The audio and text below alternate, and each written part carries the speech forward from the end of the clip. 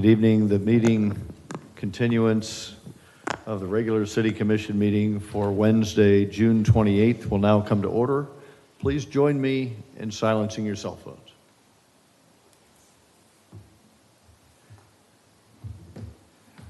Madam Assistant City Clerk, please call the roll. Commissioner Perrine? Here. Commissioner Martin? Here. Commissioner McGurk? Here. Vice Mayor Hartman? Here. Mayor Cleveland? Here. Thank you. Thank you so much. We concluded last evening with item 9B, and we're going to pick up right where we left off. Staff is prepared with 9C to conduct a quasi-judicial public hearing to consider the approval of a special exception application, special exception 4-23, regarding the property located at 300 Magnolia, allowing golf cart sales for mixed-use zoning district. This is a quasi-judicial hearing, and the rules that I've talked about last evening and the criteria are still in play. We will first hear from the city, and I see the Development Services is here. May we have your report, ma'am? Yes, Stephanie Doster. I'm here to present SE 423, special exception for golf cart sales at 300 Magnolia Street. 300 Magnolia is within the mixed-use central business district zoning. Mixed-use zoning is also located north of this property, east-west of the property, and then south is the South Causeway Bridge. The applicant currently operates out of this location with a golf cart rental business, and it's located behind an opaque fence. So this slide just is a little site plan showing you where he operates. The yellow is highlighting where the sales location of the golf carts would be. This is, he's proposing sales of his rental fleet, so he's not bringing in a large fleet of golf carts, so a large area is not needed. And then the pink area is where he's currently operating his rental business out of, behind, as I said, behind the opaque fence. So within the mixed-use district, sales of vehicles with 2 or more wheels are required to have a special exception with conditions for staff to review. That windows shall maintain a minimum transparency of 65%. Sales display area is required to provide lighting. If temporary shell parking lot is proposed, the City Commission must approve.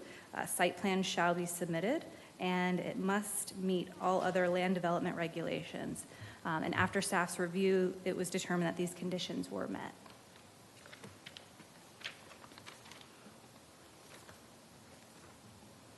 So the Planning and Zoning Board did review this item at their previous regularly scheduled meeting. And the review criteria were to ensure that this meets the comp plan, the land development regulations for special exceptions, and the special exception review process. The Planning and Zoning Board did vote unanimously to recommend approval to the City Commission with 2 conditions: that their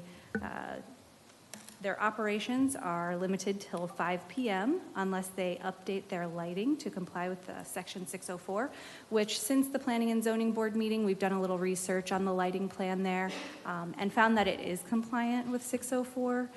So I'm not sure that that condition is relevant. And I can have the applicant speak on that. I believe he's not planning to operate beyond 5 p.m. anyway.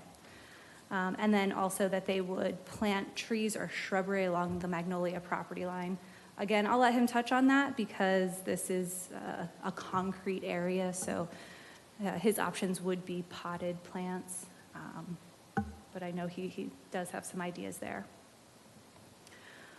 So moving forward, the City Commission shall review the recommendations that were made by staff and the Planning and Zoning Board, along with 3 other criteria to determine approval. The request, those 3 criteria are that the requested use is listed among special exceptions permitted in the mixed-use district, which this is. The requested uses will not impair the character of the surrounding or adjoining districts, nor be detrimental to the public health, morals, or welfare, and that adequate utilities, access roads, drainage, sanitation, and/or other necessary services and facilities are or will be available to provide for the proposed use. So at this point, the City Commission shall unanimously approve, conditionally approve, or deny the request of the special exception. And I will answer as many questions as I can. And as I said, the applicant is here for questioning as well. Thank you, Stephanie. Would the applicant like to question Ms. Foster on any of her testimony? You'll have a chance to present, but would you like to question her on any of her points? Thank you so much. Stephanie Foster, thank you so very much for your testimony. Is it your testimony that all of the criteria that are required to be met for this approval have indeed been met? Yes. Thank you very much. Are there questions from anybody on the commission? Commissioner Hi, McGurk. Stephanie. How are you? Great, thanks. So, touch on a little more about the landscaping. I know that, and I asked because we've kind of zigged and zagged on that a little bit. At one point it was easy to do things, and we really wanted people to come in compliance with nice landscaping, but that also became a financial burden because then you got to irrigate, and again, this also has to do with the lighting. So, I want to be flexible, and I think what I'm hearing from you is that planning staff is being a little more flexible on that, because worst thing is having just vacant property sitting empty rotting. So Sure. So this, as I said, is located within a mixed-use district, and it is adjacent to mixed use on all sides, relative to the bridge. And within a mixed-use district, you are not required to have landscape buffering to begin with, unless you are a parking lot or you are directly adjacent to a residentially zoned property. And so since the properties in this area are zoned mixed use, and he is not displaying in a parking lot, he has a sales display area, upgrading the landscaping would not be required. okay, I hope the property will be spruced up, look at, at least something is done, not just put a potted plant. It's a large piece of property with a lot of frontage on Magnolia. It is a large. So I would hope that the applicant would do more than stick a potted plant somewhere on 300 feet of roughly frontage and say, there's my landscaping. Sure, he's occupying a small portion of this property. There are other businesses proposing to come into this property as well, which then will require upgrades possibly by those tenants or the property owner. But his portion, as I showed you, is on the rear where he's currently operating his rental business, and then that small portion in the front. And Right. he can speak on, maybe some of the ideas. I know that they have been sprucing up the building on the front. They painted, they put some potted plants out in the front of the building. But this is a large piece of concrete. Yes. And it was a car dealership prior to, for many, many years prior to this use. And we will hope that we can move them towards making it a little more appealing. Thank you. You're welcome. Any other questions or comments from any other commissioner? Commissioner Perrine? I do. I had a couple as well. The landscaping concerned me. I didn't know how it would look with the potted plant. I like how they did the sidewalk area on Canal and opened up green areas and planted trees, and I would think that there could be something similar done there. But I'm glad Commissioner McGurk brought that up. My only other concern was to elaborate on the lighting. I know from code enforcement that we've had some complaints from neighbors in the area for too bright of lights, and I know that is lighting that's already there, but it sounded like we're doing a special exception and not making them change the lighting because until future, later down the road when that's renovated. Is that correct? Can you tell me more a little bit about that? So the portion of the special exception that requires that they comply with 60413 of the land development regulations, they meet the regulations. The part that was kind of hung up at the Planning and Zoning Board, I understand that I wasn't aware of the code enforcement complaints that might be happening with the lighting, The lighting is currently wired to the Utilities Commission. It was, I guess, put in place back in 1991. The property owner really had no idea that the lighting was his responsibility because he doesn't pay a bill and he doesn't have any controls over it.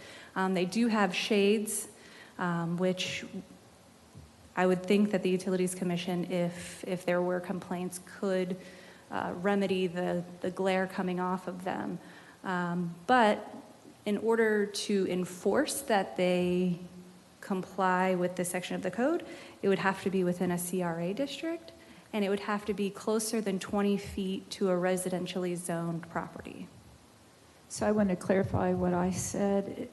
I don't think the complaint was directly on their property, but I've heard several neighbors in that area complaining, and I don't know if it's that particular light or not. I just Okay. wanted to save trouble down the road so that this doesn't come back to us over and over again, that the lighting is in compliance. So we did mention it to the applicant to discuss with the property owner, which is how we kind of found out the relationship of the property owner versus Utilities Commission owning it. So I think that conversation is still ongoing because, I mean, there is a good amount of lighting there. It's also kind of a transitional area where I can understand why the lighting was put in place for safety reasons next to the bridge. It's very dark under the bridge. But that conversation will continue, and like I said, the property owner will have to work with the Utilities Commission because it is a UC light, not the property owner's light. Thank you. Any other comments or questions? Very good. Thank you very much. Definitely appreciate that. Sure. Would the applicant like to address the commission at this time? Just name and address for the record, sir. Tommy Hedden at 300 Magnolia Street.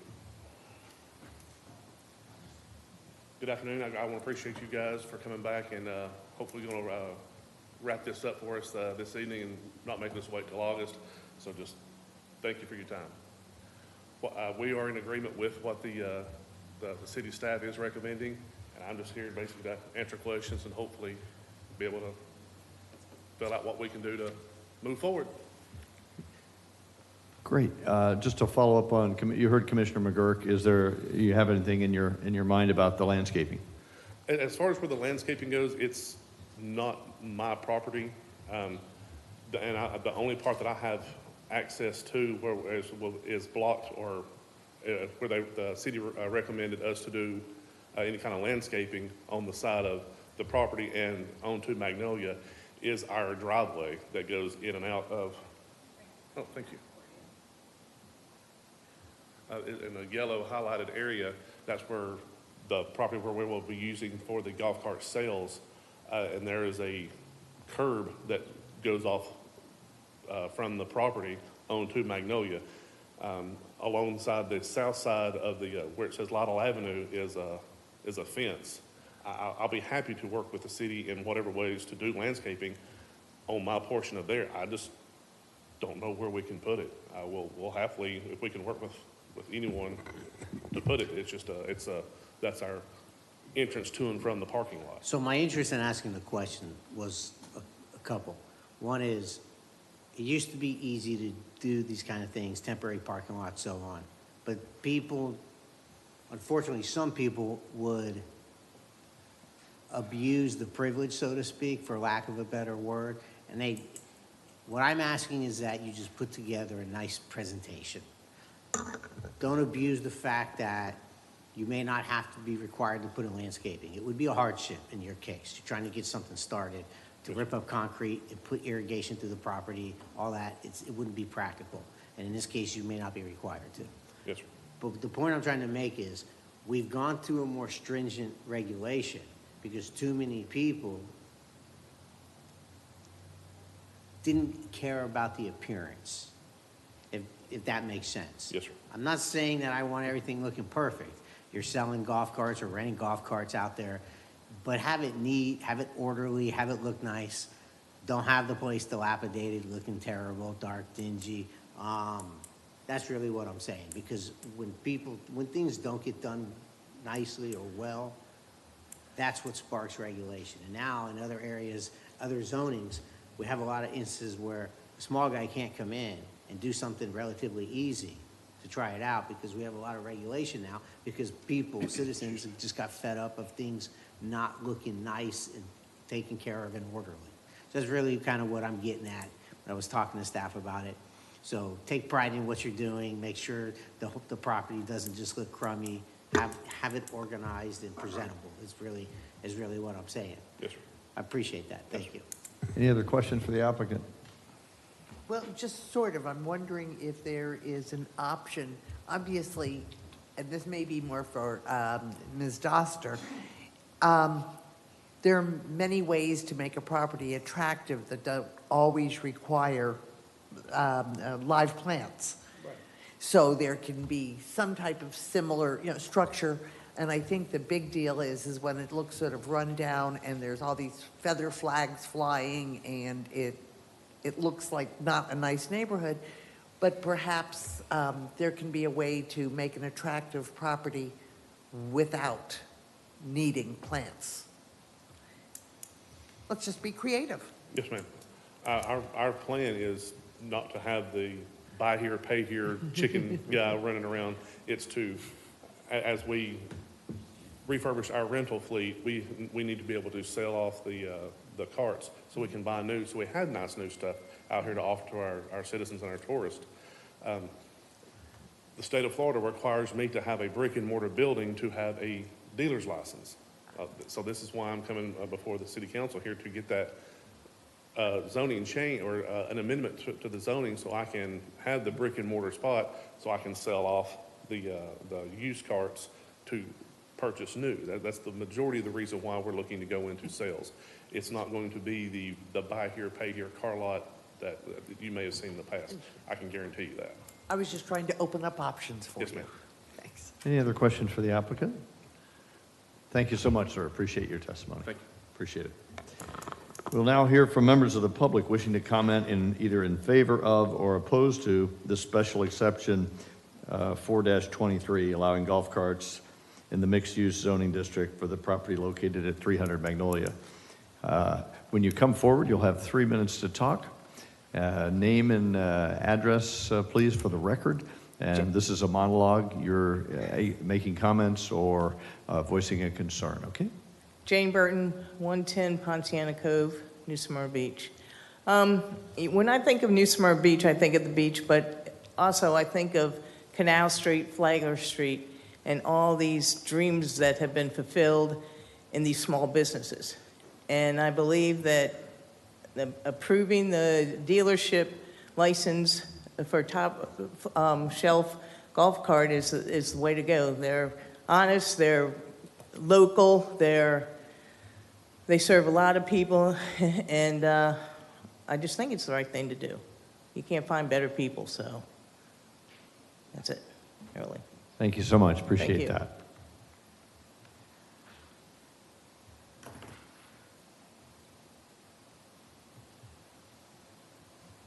Hello again, weren't we just here? I am Pam Eisen, 624 North Riverside Drive, and I too am in favor of Top Shelf getting this special exception. I personally have dealt with Tommy, Golf Cart Tommy, in the past. He's a very ethical businessman. But the other reason I'm in favor of it is it moves some commerce down off of Canal down onto Magnolia. And you know, we've got a large tax base that's covered by our citizens, and we're working to have the business community join into that more, and that will be a great step in that direction. So other than the fact that he does support the University of Georgia, I am 100% in favor. Thank you, Ms. Eisen. Any other public participation? Dr. Herman, I see you. Randy Herman, 108 Esther. Yes, I'm in favor of the proposal, but I would, as a citizen, just like to support what Commissioner McGurk and several of you have said, that this is also what we consider an arts corridor. and there's a lot of people that come from out of town, particularly first of the month, to go to our galleries. So I think the mixed use can be there, but I hope it will. He hears what we're saying, that he should make it as attractive as he can. I know my niece is a landscape architect in San Francisco, and they have a plan there where they work with owners and commercial places of taking concrete up and actually doing some pretty creative things that enhance the business. And they've shown statistically the business increases with those kinds of plantings. So it is possible. I know he may be tied up a little bit since it's not his property, but I hope he hears the welcoming voice, but also that we would like him to do his best job as he could. Thank you. Thank you, sir. Appreciate your comments. Anyone else for public participation on this matter?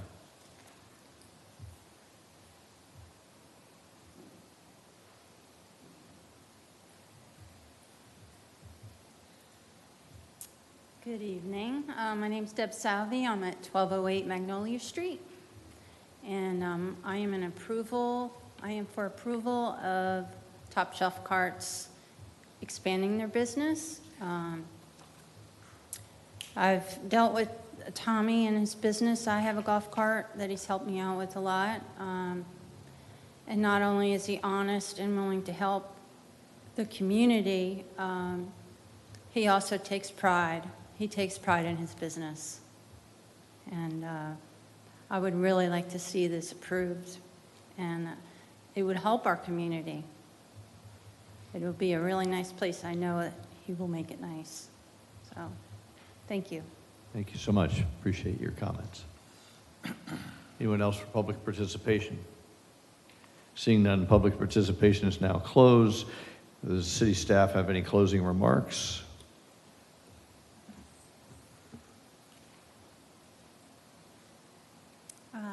I appreciate the ideas of alternative solutions to planting, so we're open to knowing more about the suggestions that you're alluding to, just so we can kind of be on the same page.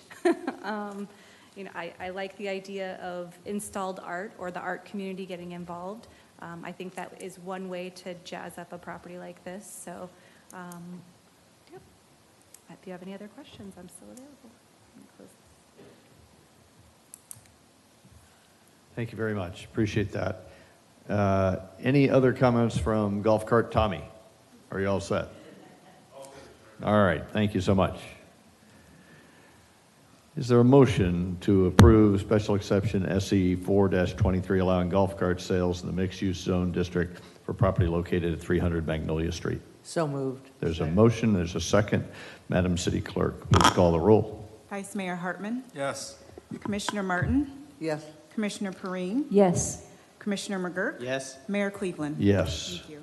Motion carries. Thank you very much. Moving on to item number 9D, ordinance number 3323 to conduct the second reading and public hearing for an ordinance which adopted would revise charges for household and commercial solid waste. City Attorney will read the ordinance for the second time by title only, if you please, ma'am. Ordinance number 3323, an ordinance of the City of New Smyrna Beach, amending the Code of Ordinances, amending Section 66-3, fees imposed for the services to clarify the applicable CPI for refuse and recycling, and establishing a 4% minimum increase each year, providing for codification, providing for public hearing, providing for conflicting ordinances, providing for severability, and providing an effective date. Thank you very much. And now, maintenance operations. Can we hear your report, please, ma'am? Evening. So we're seeking approval for CPI increase for the residents for residential rates and commercial rates. Many times in the past, we've absorbed the CPI that's been given to us from Waste Pro and haven't passed it on. So we are trying to not be in the negative in the sanitation fund. So looking for approval. Okay. Are there questions or comments from the commission? Vice Mayor. Amy, do you know what the cost would actually be? Do you have a breakdown? So we have, the CPI is capped at 4% for Right. Waste Pro each year. Currently, it's at 5.4% is what the urban increase is. So I think we're getting a disposal increase from the landfill this year, which we have not received in years, and it's pretty significant. So I don't know exactly what the dollar amount is going to be, or exactly what the percentage is going to be, but a minimum of 4%. Okay. But do you know, so to the consumer, it'd be a 4% increase on what they're currently paying, or? At least, yes. Okay. And did you know that there's another Amy Blakely in the back of the room? You mentioned that before, I think. Twins from a different mother. Probably spelled differently, Thank too. you. Are there other questions? Commissioner Martin? This includes recycling, yes? Yes. Have we looked at the cost-benefit analysis of recycling? As far as continuing, Uh-huh. We know that we learned that it was, shall we say, irresponsible to continue recycling, or pretending to recycle glass. right. And I have seen support that perhaps our recycling isn't doing what we really think it's doing, and that perhaps the cost-benefit ratio isn't there. I would agree with that. There's not a lot of outlets, as many as before, as far as contamination goes. So they're very strict and cracking down. They ship something over to China that has even like less than a 10% basically contamination, then they don't take it. So this is, and then you have a lot of people that put things in there that don't belong in there. So I'm wondering whether we should, I know communities have stopped their recycling program. Painful to me after recycling every thread for 30 years. Right. But I am wondering if we should make the difficult decision to stop recycling because it's just not paying. I would recommend it. Thank I you. know that a lot of people would probably push back on it, but temporarily until they can come up with some better solutions, I think it's a good alternative, actually. Thank you. Any other questions? I've got a couple. Did we have an increase a year ago? We did. And what was that percent? I know that basically it was just neck and neck. We basically brought it, I don't have that with me off the top of my head, but there was basically it was just to bring us up to what we're paying, kind of keep us level, so there's no buffer. And I think when I started here, we had not done like an increase in 10 years, which is kind of ridiculous. So I think if we just continue to kind of like slowly increase it with our other increases, would be better than waiting and then, handing them like a huge increase because we didn't do it for several years. And, then of course the fund falls behind, so. Also with, the cost of the recycling that's gone up. It used to be like 34 a ton and it's like 77.50 a ton now, just for the processing. So that's kind of why she was probably mentioning that, because we do pay a lot for that. And it's just not as feasible as it used to be. It sounds like, Amy, that you're being thoughtful about how we do the increases. I'm grateful for that. I'm just wondering from the consumer perspective, from our residents' perspective, they saw an increase last year and we don't know what that percent was. Now they're going to see a 4% increase this year. And based on what your testimony was, or what your comments were, you weren't sure how much that meant. I don't have the exact percentage in front of me, and I don't want to say something that's wrong, so. But like I said, it was just to kind of bring us up to level. Yeah, with what we're paying. from your department side, it's your deficit of what it's costing you. Yes. And you're just trying to pass that along. If we did, put a pause on the recycling program, that would definitely tremendously help us. It is a good chunk. We just don't know what the pushback would be from the residents. Got it. Thank you very much. Any other questions? Thank you very much for your report. Appreciate that. Public hearing is now open. Are there any citizen who wishes to speak either in favor or opposed to the proposal to increase these rates? Seeing none, public participation is closed. Is there any more discussion by the City Commission? Is there a motion to adopt ordinance number 3323? Motion to adopt ordinance 3323. Is there a second? Second. I have a motion and a second. Madam Assistant City Clerk, please call the roll. Commissioner Martin?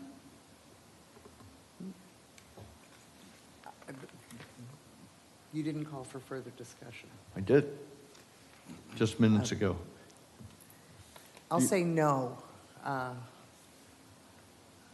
Commissioner Perrine? Yes. Commissioner McGurk? Yes. Vice Mayor Hartman? Yes. Mayor Cleveland? No. Motion carries. Thank you very much.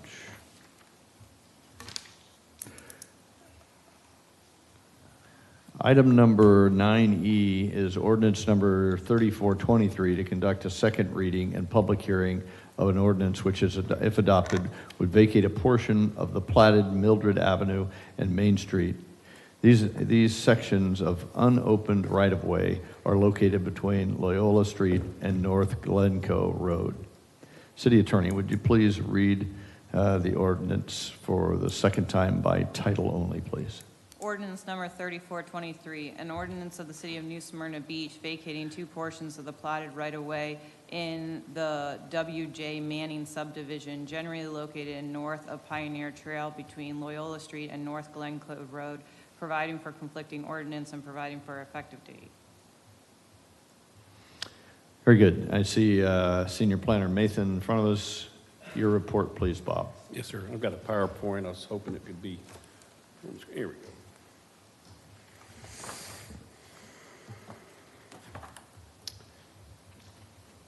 Yes, Mr. Mayor. So the applicants, Jill Douglas and William Burscher, request a vacation of approximately a 50-foot wide by 521-foot long unopened Main Street right-of-way and approximately 50-foot wide by 340-foot long unopened Mildred Avenue right-of-way, all lying between Loyola Street and North Glencoe Road.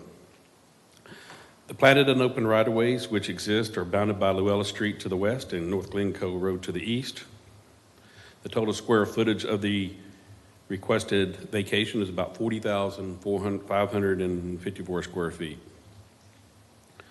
The applicants requested to vacate a section of Main Street and Mildred Street to be divided between the applicant's property and to the neighboring property owner. The two platted right-of-ways are part of an original 1926 W.J. Manning subdivision. A large section of this plat, including the applicant's property with previous right-of-ways, were vacated back in 2013 as part of a requirement of an annexation application. So Section 305.03B of the city's land development regulation requires that a city planner shall review the application package for consistency with the city's comprehensive plan and the land development regulations. So staff felt that the application was consistent with the city's comprehensive plan, as the request will not impact the level of service indicated within the transportation element. This request is consistent with the land development regulation, including concurrency. So in addition, the city planner shall determine whether or not the proposed vacation would be in the interest of the public good. While most of the existing two right-of-ways have already been vacated by the city has no future plans to open these small sections of the two right-of-ways, thus allowing for the right-of-ways to be included on future tax rolls. The Utilities Commission has provided a letter indicating no objection to the vacation and that there were no utilities within the right-of-ways that were proposed to be vacated. The neighboring property owner has submitted a letter of no objection to the street vacation as well. The City Engineer Department has submitted a letter of no objection to the right-of-ways. So at its regular scheduled meeting on May 1st, 2023, the Planning and Zoning Board voted unanimously to give a positive recommendation to the City Commission to approve the requested street vacations. And since the request is supported by the city engineer, the Planning and Zoning Board staff recommends that the City Commission approve the proposed street vacations of Main Street and Mildred Avenue as shown on the surveys. And that is a brief description and summary of my staff report, subject to any questions the Commission may have. Thank you, sir. Any questions from the Commission? Thank you for your report. You may stand down for the time being. Public hearing is now opened. If there are any citizen who wishes to speak either in favor of or opposed to this ordinance, please approach the podium at this time.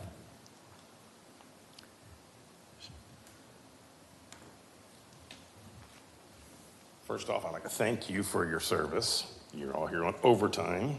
awesome.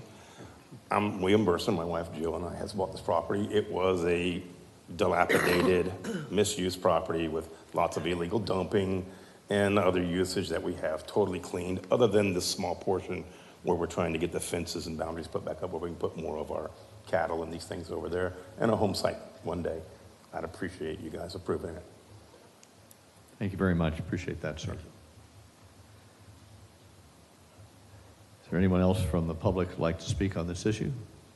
Seeing none, public participation is now closed. Are there comments or questions by the commission? Any discussion? Move to approve. There's a motion to approve. Is there a second? Madam City Clerk, please call the roll. Commissioner Perine, Yes. Commissioner McGurk, Yes. Vice Mayor Hartman, Yes. Commissioner Martin, No. Mayor Cleveland. Yes. Motion carries. Okay, now we have a series of ordinances that go in a trio for annexation. And we will read them together and we will vote on them separately. Madam Assistant City Attorney, please read them.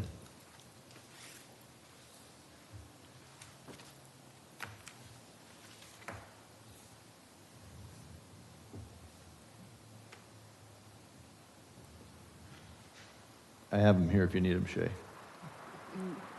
No, numbering's not matching up correctly, but ordinance number 3523,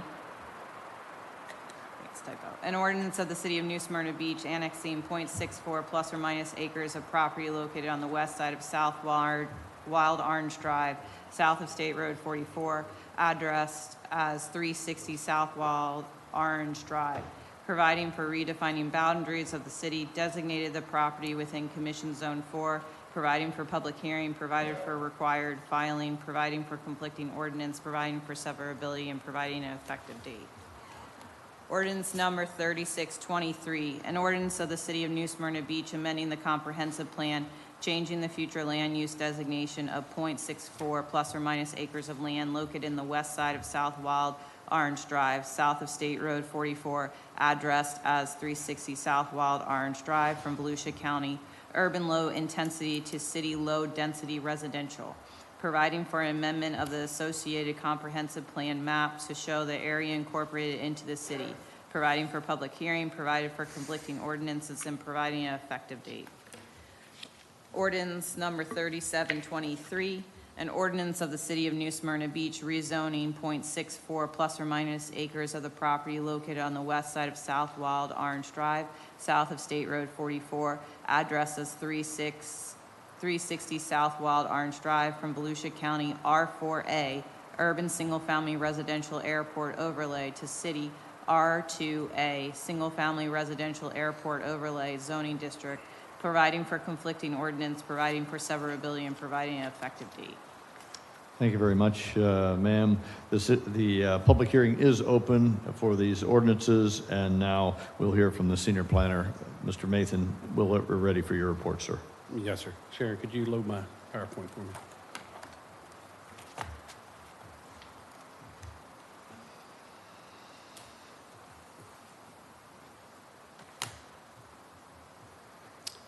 Yes, Mr. Mayor. All right, so the property owners have requested a voluntary annexation, comprehensive plan amendment, and rezoning from Volusia County future land designation of urban low intensity and Volusia County zoning designation of R4 urban single-family residential with an A attached for the airport height notification zone, to city future land use designation of low-density residential and city zoning designation of R2 single-family residential, and attaching the A for the airport height notification zone. The site contains approximately 0.64 plus or minus acres. It's located on the west side of South Wild Orange Drive, south of State Road 44, address is 360 South Wild Orange Drive. At its regular meeting on May 1st, 2023, the Planning and Zoning Board voted unanimously to recommend the City Commission to approve the requested overall annexation application. Staff also recommends the City Commission to approve the requested annexation, small-scale comprehensive plan amending the future land use map to city low-density residential and rezoning to city R2 single-family residential with an A attached for the airport height notification zone. And that is a brief summary of the staff report, subject to any questions that the commission may have. Thank you very much, sir. Any question by any of the commissioners? Any comments by any of the commissioners? You may stand down for the time being, sir. there any citizen who wishes to speak either in favor of or opposed to this proposition? Please approach the podium at this time. See Dr. Herman. Randy Herman, 108 Esther Street. Just a question. Are we waiving annexation? And so to be successful, are we getting more people coming in to annex? Just a question. Thank you very much, sir. Appreciate your comments and your questions. City staff will get back to you on that, Dr. Herman. Any other members of the public would like to offer a comment? Seeing none, public participation is now closed. City Commission will consider each of these items separately. Is there a motion to adopt ordinance number 3523? So Motion to moved. adopt ordinance 3523. There's a motion. Is there a second? Second. Thank you. Madam City Clerk, please call the roll. Commissioner McGurk? Yes. Vice Mayor Hartman? Yes. Commissioner Martin? Yes. Commissioner Perine? Yes. Mayor Cleveland? Yes. Thank you. Motion carries. 3523 has been adopted. Is there a motion to approve ordinance number 3623? So moved. Is there a second? Second. Madam City Clerk, please call the roll. Vice Mayor Hartman? Yes. Commissioner Martin? Yes. Commissioner Perine? Yes. Commissioner McGurk? Yes. Mayor Cleveland? Yes. Motion has been adopted, 3623. Is there a motion to adopt ordinance number 3723? So moved. Is there a motion? Is there a second? Second. Madam City Clerk, please call the roll. Commissioner McGurk? Yes. Vice Mayor Hartman? Yes. Commissioner Martin? Yes. Commissioner Perine? Yes. Mayor Cleveland? Yes. 3723 has been adopted. We'll now move on to first readings. These are ordinances. The city attorney will read each of these ordinances under the first reading for the first time by title only. Second reading and public hearing will be conducted at the 8 August 2023 regular city commission meeting.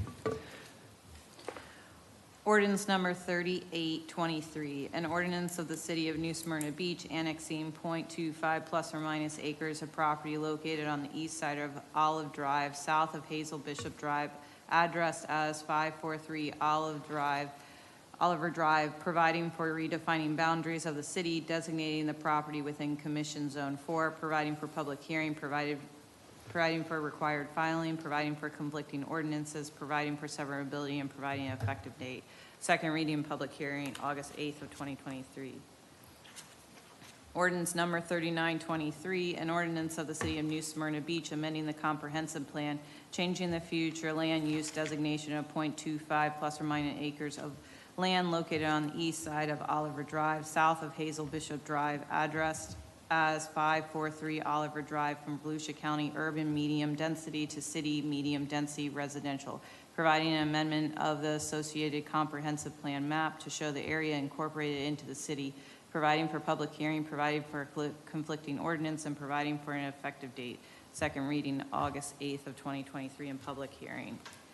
Ordinance number 4023, an ordinance of the city of New Smyrna Beach rezoning .25 plus or minus acres of the property located on the east side of Oliver Drive, south of Hazel Bishop Drive, addressed as 543 Oliver Drive from Volusia County R4A urban single-family residential airport overlay to city R2A single-family residential airport overlay zoning district, providing for conflicting ordinances, providing for severability, providing an effective date. Second reading and public hearing, August 8th.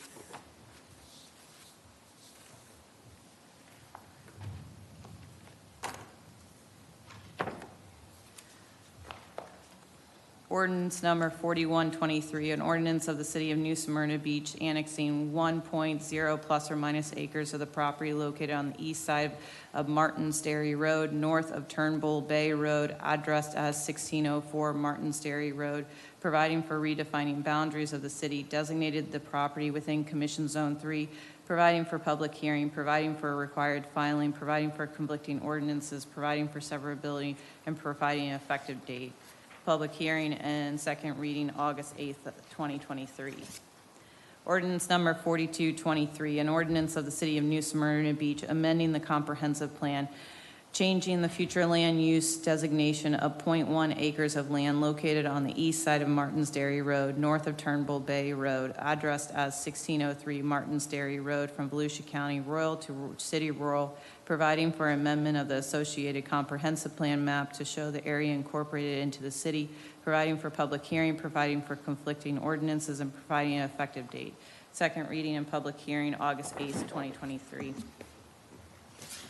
Ordinance number 4323, an ordinance of the City of New Smyrna Beach rezoning 1 acres of property located on the east side of Martins Dairy Road, north of Turnbull Bay Road, addressed as 1603 Martins Dairy Road, from Volusia County A-3A, Transitional Agricultural Airport Overload to City A3A, Transitional Agricultural Airport Overlay Zoning District, providing for conflicting ordinance, providing for severability, and providing an effective date. Second reading and public hearing, August 8th of 2023.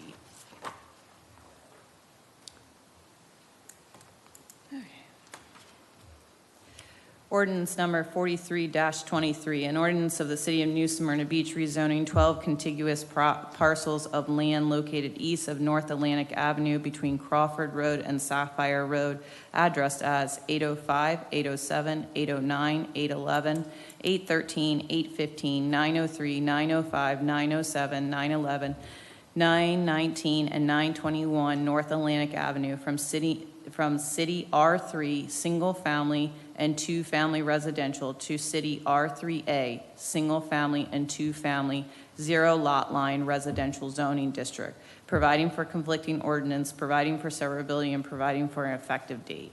The applicant is here for any questions if the commission has any. Otherwise, public hearing and second reading will be August 8th of 2023.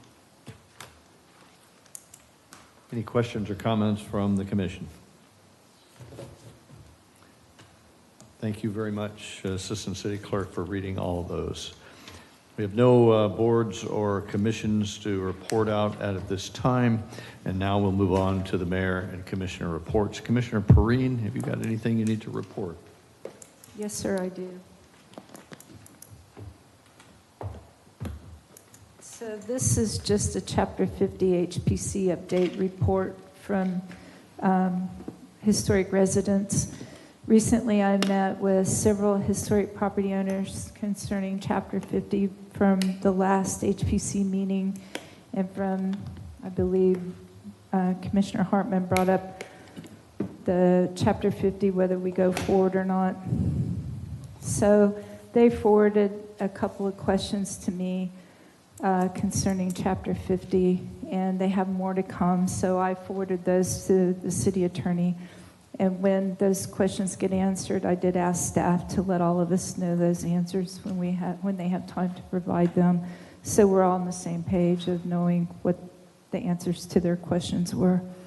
One of the historic homeowners wanted me to update this board too, that they have secured an expert attorney that is knowledgeable in historic ordinances, and he will be reviewing the Chapter 50 revisions that impact property owner rights, and will be submitting changes to this board before fall. So the commission board can read those during public meetings, so the public and the commission board can consider all items desired by all groups. And that's all I have. Very good. Thank you very much. Commissioner Martin? I have some questions, and probably don't get the answers tonight, but I want to get them on the book so that they'll get answered next time. And it's which city-generated events require a special events application? Which city-generated events require approval from the city commission? Can the special events application be updated to include costs for additional maintenance ops staffing requirements? Is the 4th of July celebration revenue expense neutral? And then I would like to see if we could get a consensus of the commission to send a letter of support for requesting county staff do the required research for expanding the Florida Wildlife Corridor. So I assume that my first 4 questions would probably go back to Ron. Yes, ma'am. And then I would ask the commission if I could get a consensus simply to send a letter of support for requiring the research. Can you say some more about that topic, Lisa? Okay, I think you all probably got a letter from Suzanne Schreiber. And I don't want to read the whole letter. We all want to go home. But the bottom line is that the Volusia Forever Committee voted 8-0 in favor of county staff doing the research and ground truthing for the pursuit of expanding the wildlife corridor in our county. And so the county needs this letter of support to give staff, she knows what I'm talking about. If you don't know, Jessica Gals with VCARD. And so if the commission were interested, we could ask Jessica to come up and say something quickly because she's much more knowledgeable than I am. I am just trying to get a letter of support simply to say, hey, let's look at this and see if we can expand this corridor, which is so important to the health of our state. Does that work? I'm in support of that. I'll let you know. Volusia Forever Board supported it. I'm a past member of that board. Feels like ages ago. If the board supported it unanimously, I'm certainly can support the board. The wildlife corridor has been, the concept that, came up probably 20 years ago. It was part of the Volusia County Smart Growth Program where the county and all the cities got together and tried to strategize smart growth strategies and save environmental corridors where there was animal habitat that could be contiguous in the middle, basically between the land and the west side of the county and the east side. I can certainly support sending a letter of support for that. Very good. Anybody else have a view on it? I would Vice also Mayor. support it. I think it's a very important thing, and I know that the county's doing taking some other steps to enlarge that area, so I certainly would support it. Very good. Without objection, then let's direct the city clerk's office to draft up such a letter. Without exception. No exception. Okay, I very support good. it. Okay. What else? Thank you, and I've had enough fun. Very good. Next turn. Commissioner McGurk.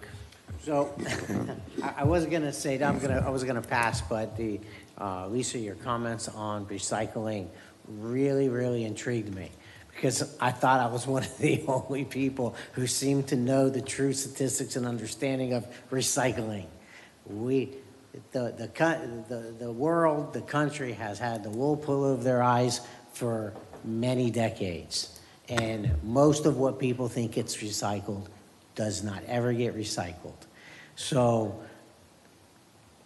it's such a hot topic, though. Mm-hmm. It's something that the title of it and our understanding of it, the general public, is so misunderstood. We're never going to re-educate them, and we're going to get beat up pretty bad. So I would love to have a free discussion on recycling and facts. However, I caution, we may put a lot of time and effort into it to only get attacked because of people who have preconceived notions and don't take the time to understand what the facts are. But I'm certainly intrigued only because I like rolling up my sleeves and getting dirty. So, Thank you, sir. Any other comments? Could I comment on yes, the ma'am. recycling? Because I'm with Commissioner Martin on that. It's something that disappoints me that we can't figure out a better way to recycle glass, and a lot of communities have stopped recycling altogether. It's really disappointing to me because it's something very dear to my heart. The CPI increase is something that I've been talking about for this commission board to look into because our expenses keep going up, and they didn't increase waste management for 10 years. So last year was break even. We've got to just stay. We have expenses. So I think since waste management that we did increase that, and we did approve tonight with the CPI. We have a special task force that we haven't designated any duties to them. And if we want to look into the recycling, I would suggest that be a task for them to let that be opened up and let them go out to the community, give us a report back on that, because that will help offset this bill that we have with that CPI increase. And it may be a direction we all want to take. It may be a direction the community wants to take, but how do we know unless we assign the task force to do it? Yeah, sure. Yeah, sure. Okay. There are many studies now that have shown how the carbon footprint behind pretending to recycle is much higher than the carbon footprint of putting these things in the landfill. It was a very hard decision for me personally to stop recycling, but I felt like I was doing more harm than good. So, and then when we look at the cost-benefit ratio, we're saying we want to increase the disposal costs, but a large chunk of that increase is the recycling. So if we stop the recycling, we may not have to increase that solid waste charge. And so and again, I will say we are leaders, and it is up to us to do what's right for our community and what's best for our community. And if we are doing more harm than good, if the cost-benefit ratio isn't there, I suggest that we do the unpopular thing and stop the program. End of my, I think I've finished. Okay, thank you very much. Vice Mayor, your comments, sir. So given that we're in this budget season, I think it would be important that be a topic of our upcoming budget. But I would like to see some real raw data. How much are we recycling? What's the cost? What would the cost savings be? I want to make sure that the county is aware that if we stop recycling, there's going to be so many tons more of stuff coming to the landfill. Do they have adequate space to take care of those needs for the years to come? And to Valley's point, I don't think there's enough time between now and the time the budget's decided whether or not you can get a board involved and try to get them all up to speed on that. Like Lisa said, there's a lot of raw data out there already. Some of the other cities have already done it. We could kind of see what the best practices were from them. And just so that while we're in this budget cycle, that may be something that city manager and staff may want to bring back to us as a possible way to save some money on those budgets.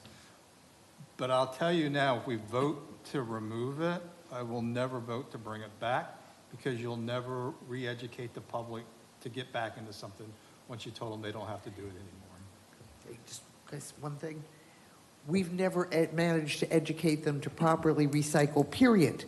Greasy pizza boxes in the recycling bin pollutes the entire bin. So if we never got him doing it right to begin with. Any other report? No, on that, but I have something else. You have others, yes, sir. Go right ahead. So I also agree with Commissioner Martin on the special events portion of this. If we have an ordinance or a policy in place and have a board that does all of our special events, I don't think that we should be exempting ourselves from the same process that everybody else has to follow. Otherwise, we're just like the Florida legislature. We pass rules and don't apply them to ourselves, so, but we want to make everybody else apply to them. So I think that's important that we follow the same process that we have in place for everybody else and go through that process in the future, even if it's an event of our own. Go through the special events process. The other thing was a TPO meeting this morning, and there's the TPO is based on the census, and FDOT has they changed whether you're truly an urban area now. With some of the growth, our TPO has grown some, where we've increased some more areas up into the Flagler County area, some extra cities. The city of Marineland, all 12 residents are now in our TPO. So those are some of the things that they're working on, and we'll have some presentations probably by August or September. And what it does is allows us for additional federal fundings because our urban areas in Deltona, DeBerry, and Orange City have grown to a point now where they qualify for their own TAS. So, which qualifies for additional funding. And the TPO's position is that the funding comes to the TPO and is used throughout the entire TPO. So just because they're getting, they're the ones who generated the extra bucks, doesn't mean they're going to get all those extra dollars. It will benefit the entire TPO, TPY. The other thing, there was a letter from the city of Daytona where, Jason will probably know this, in our bylaws, every 5 years we go back and redo census numbers, population numbers, and that's is a driving force in the formula into how much money that we get and how much money is spent on X number of products. Daytona wants to do them every year now. So obviously they feel that they're probably the fastest growing community. So they want to change the bylaws for the TPO in order, to capitalize on those numbers every year. That's the executive board's discussion, and I can bring that back to you at a later date. And let me add with that, so the last I knew, so the cities in the TPO, we have a weighted vote by population. We were around 4.2%, 4.6% was our weighted vote. So we have grown a lot. We may benefit from that, but only if we're outgrowing other cities. So just more or less, just to give you an idea, our weighted vote is about 4.5% on the TPO. So I have a comment to Commissioner Hartman. Were you the one provided about the special events in front of us? No. No. Is this something that's going to come up for vote, or are there concerns about this? Or Ron, are you up on this one? We were Can- placed in our seats. I can do it now, or I can do it during my report. If you Okay. want. That sounds good. You got it. When you come up for your report, that sounds good. That's all we wanted to know, is that somebody's going to talk about it. So with Yeah, that, Vice Mayor. So with that, I'm finished. Okay, very good. Couple items. Let's start with the recycle.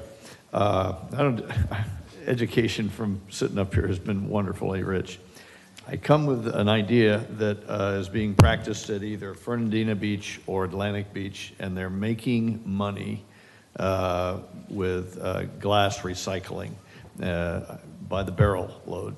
And it goes into roads, and they have a recycling plant that they're operating themselves, and it's a revenue maker. So the first thing we cut out was glass, and I guess that's the most expensive to recycle. But if we could, it'd be great to know that if we find the staff a way to go up there and learn what they've learned and find out how to make some money doing that. Boy, it feels really, really, really righteous, because we're in a town with lots of glass consumption, being that we're in a tourist town with lots of restaurants and pubs. We could really have a going concern, is my view. The Women's Center, for clarity, for those listening or watching near and far, the vote we took last night was simply to stop the contract in place. It was not a vote to demolish, to retain, to continue. That will come. That decision will come. This is very simply a vote to have halted the construction contract that we have in place right now. I have a letter here from Pastor Harley asking me for announcing that their oldest member, this is from the Pleasant Grove Missionary Church, that they're going to celebrate Miss Bessie Morris's 100th birthday on August 11th. And they go on to talk about some of the things that she has done and her family, etc. It doesn't seem to warrant a proclamation, which is what the request was. I speak in favor of a letter of merit or a letter of achievement type of thing. Proclamations should be reserved for stuff we do here in the chamber, something very sacred, something very special. And we get letters and cards of this nature all along. Generally, the city clerk dispenses with it. I sign them and they go away. I want to make it a group effort, certainly when we get these letters. I just have this one idea that I've floated out. that we write her something like a proclamation, a letter that any of us could draft, any of us could write through the city clerk and deliver it at the appropriate time. There would be a celebration, and so this is one way not to cheapen the thing that we call a proclamation, but at the same time to offer our citizenry honoraria in a different way. Anybody have any thoughts on that? How would you like me to proceed on this, with this letter? I gave you my idea. If there's a better one, I'm anxious to hear it, how I should respond. So I don't mind a proclamation. I think the key to a proclamation is you don't want to just give them out to anybody all the time. I mean, I don't want to give out 2 or 3 a month. Yeah. The rest of each one of us give out 2 or 3 a month. But even you get I mean, that's the goal, what not to do. But I think that the proclamation holds weight. And I think that when someone is celebrated as a 100th birthday, and the community leader, in this case, Reverend Harley, has reached out to us, I think that fits the category of a proclamation. And if we want to do something, and if there's a commissioner who wants to do something a lot more active, you can create some sort of letter. Now, I know that I used to get these little cards with the city seal on it. And I would write a personal note and send that to anybody who I thought did something good in the community. Usually if someone does something nice, upgrades US 1, I send them out a letter thanking them for their contribution to the community. Those still exist. I just picked up 30 of them. So anybody else with a view? I mean, I'm willing to do it any way that we decide we want to do here. No, I think in the past, we've created some proclamations that were probably of less merit, so certainly I would think that we should continue that. But if we want to go forward and have a discussion sometime at a workshop about maybe defining, what a proclamation is and who's going to be for and what kind of, checklist we're going to use for that. And like you said, maybe created a, letter of appreciation or something to follow that so that you kind of would have a merit system, I think, we probably should all sit down and talk about, what we think that should be and what the criteria should be for each one of those, so. Very good. So in this case, you favor the proclamation. Yes. Any other thoughts? Mr. Martin? Only that I like the idea of setting criteria, the commission setting the criteria and having that checklist. Yeah, that sounds fine. My predecessor says this is something he did. He did it exclusively, and I feel differently. I don't care enough to have an exclusive right to writing a proclamation. I favor consensus type of effort, and that's just difference of style. So, how about Commissioner Perrine, on this particular one? I would say, yes, let's go forward with that and then Okay. do as Commissioner Hartman and set a criteria checklist. Very good. All right, thank you, guys. I appreciate the indulgence there. I know that's long.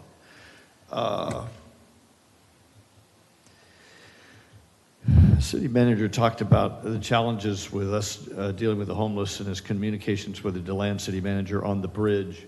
The deal on the bridge was we were going to get dedicated space for dedicated amount of money.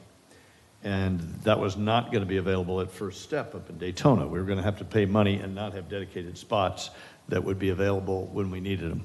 That may have changed at First Step, but there is another alternative to the bridge in DeLand by another benevolent organization. So I think I'll probably, whose residents are both in here and DeLand. So I think I'll push with the city manager to explore that route so that we find a way to have placement opportunities which empower our police officers to remove homeless people and get them a place to stay for an evening rather than have them around town. I know that's not the final solution, but it sounds like just getting bed space is tough around the area. Yeah. So we had a presentation this morning at the TPO by the CEO of an organization, DeLand, And that's exactly what they do. They do temporary housing, they do short-term housing, and then long-term housing, along with the food bank and everything else. And it was a pretty fantastic presentation. I'll see if they have that available on video or something. We'll share it with you. But I gave Ron the lady's card, and she said she's always looking to reach out to other participants, to partnership, and to collaborate on anything that anybody can do to kind of solve this issue. They even partner with SMA for healthcare problems, mental illnesses, addictions and those sort of things. So the biggest problem everybody seems to be having right now is with Votram, and that there's no way to get a voucher from Votram. They're not providing them or won't furnish them, or there's been a big pushback from them to set up some sort of a voucher system for people to get to and from these providers for assistance. So this young lady was working on that also, along with some other members in the TPO. Mayor Cloudman is a big supporter of this. So, Mayor Cleveland, I have a question. Thank you, Randy. Yes, ma'am. Did you say that this is not the bridge or First Step? Do you know the name of it? Community Partners is the name of the organization. We have residents in New Smyrna that are on their board, and they work in conjunction with the city staff in DeLand, but they're not subordinate to the city staff, and they have external resources to fund this. And so the bridge is a location downtown DeLand. They thought it was a great idea. They're having challenges with it.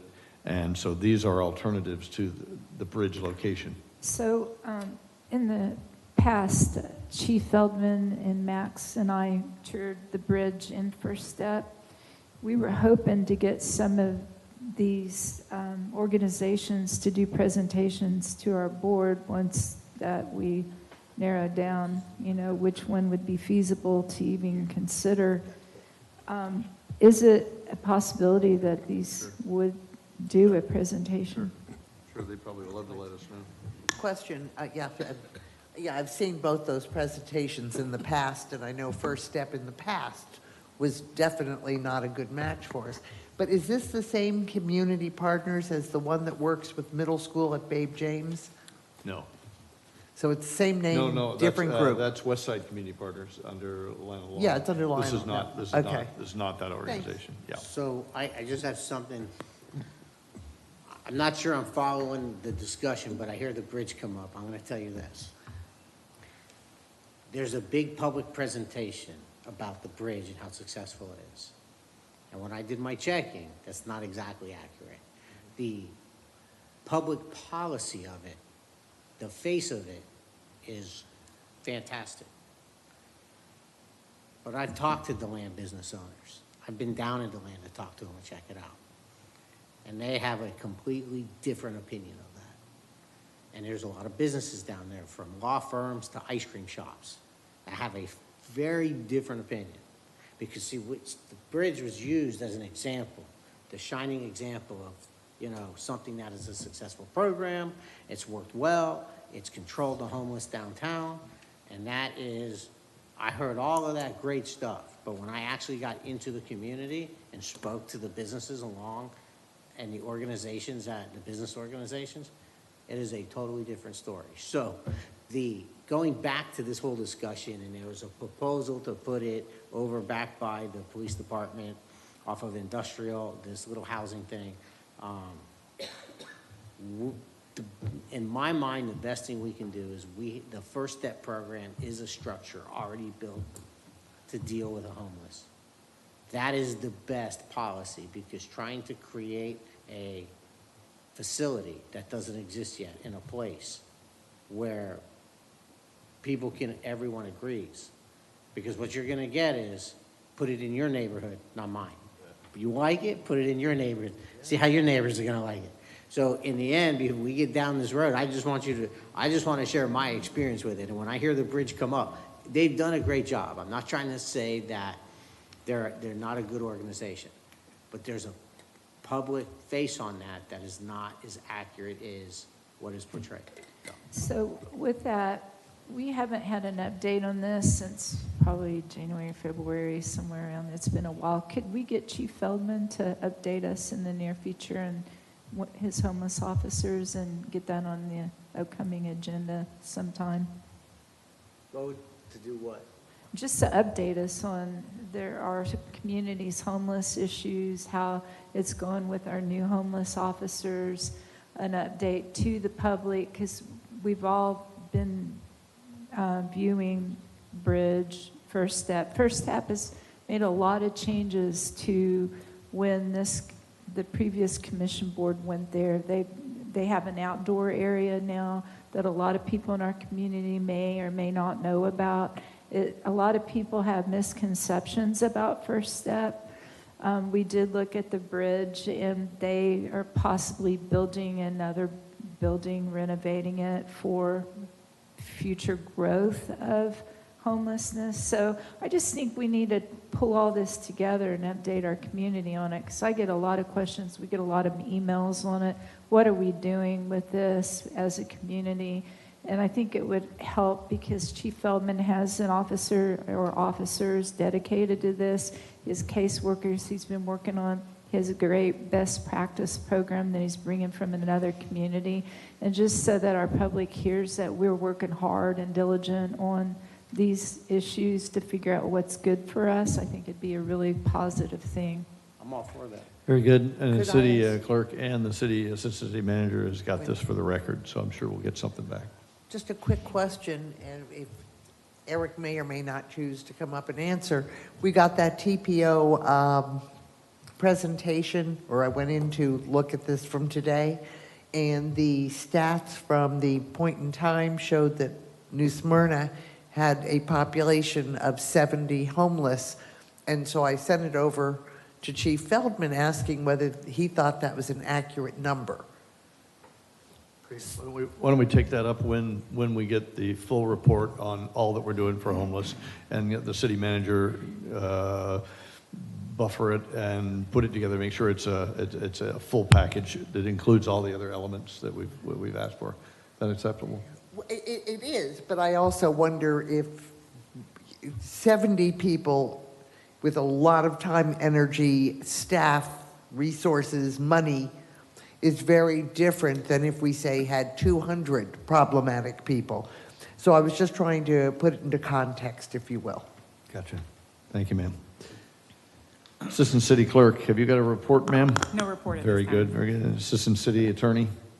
No report. Very good. Assistant City Manager? Thank you, Mayor. A couple things. In relation to your comments regarding Atlantic Beach and their glass recycling, given that our Development Services Director was the most recent city manager in Atlantic Beach, I think that information will be readily available. Really good.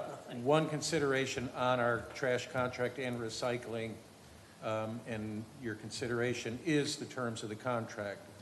What's the length of it? What is our requirements of performance? Many times when these contracts are negotiated, the companies purchase new equipment to service those contracts and amortize that equipment over the term of that contract.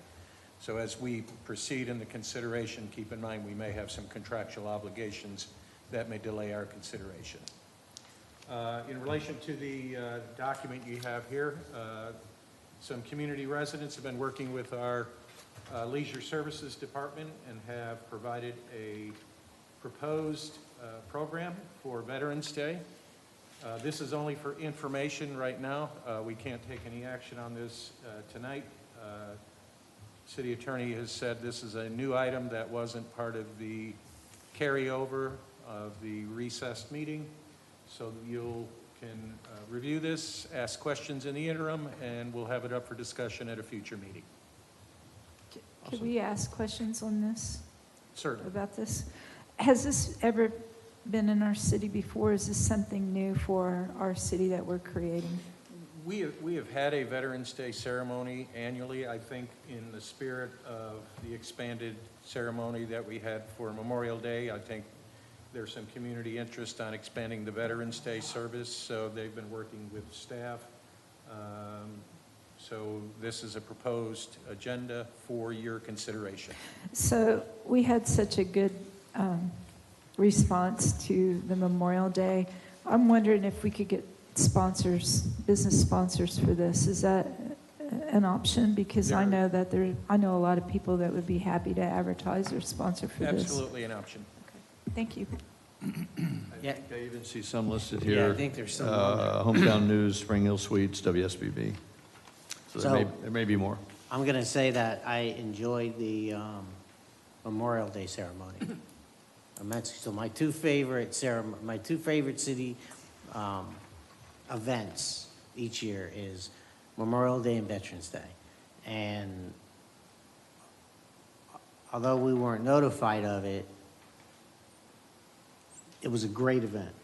And if we wanted to duplicate something like that for Veterans Day or even do a little more, I think I'm looking at this thing and I'm seeing a bounce house and something more, some festive events after the ceremony is what I'm assuming is going on here. I'm all for that. Now, I don't want to get into the tens of thousands, but if we can do that for roughly $5,000 budget or $8,000 budget and we can get some city sponsors, I mean, I would certainly be willing to contribute to that as a business sponsor. That would be great because what I saw at that Memorial Day ceremony was good. I would love for people to somehow get drawn out to those two events where historically the average person doesn't. And I can tell you that I did not attend those events until I was elected. And I will attend them every year as long as I can, well past me being elected. So I'd like to share that experience with as many people as we can. Is there more, Ron? That's it. Okay, so one more on that. We propped up the VFW is what we wound up doing for the Memorial Day, and I suspect they probably own a good portion of the Veterans Day thing, and they're well-intended, and they're very, they're an honored historic organization. But what Rob Salazar and his team of folks did to make the ceremony come together was very, very good. I offered a couple of inputs, and they pulled it off. So I think we're on our way. If that's what the city wants to be known for, we can do that. If we decide we don't want to be known for that, we can halt it. There are a lot of people out there in our neighborhoods that want to help us in one way or another, sponsorships, good ideas, et cetera.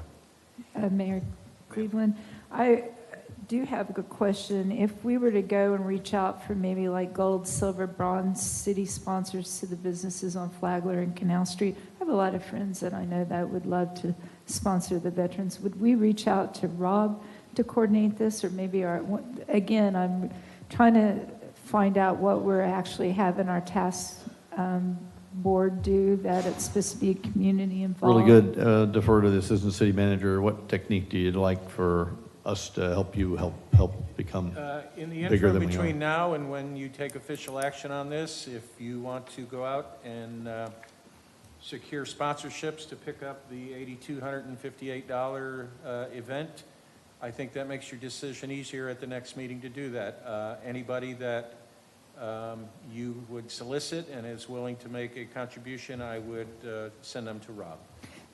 Do we ask Rob I need some guidance on this. What can we go to these businesses and say, can we offer a gold or silver? And is he the one that we approach to try to get this going for you? I'm happy to volunteer. I know what you're looking at. I can have Rob craft something, and then how about if I have him provide that to you, and then you can go and seek out support. Perfect, thank you.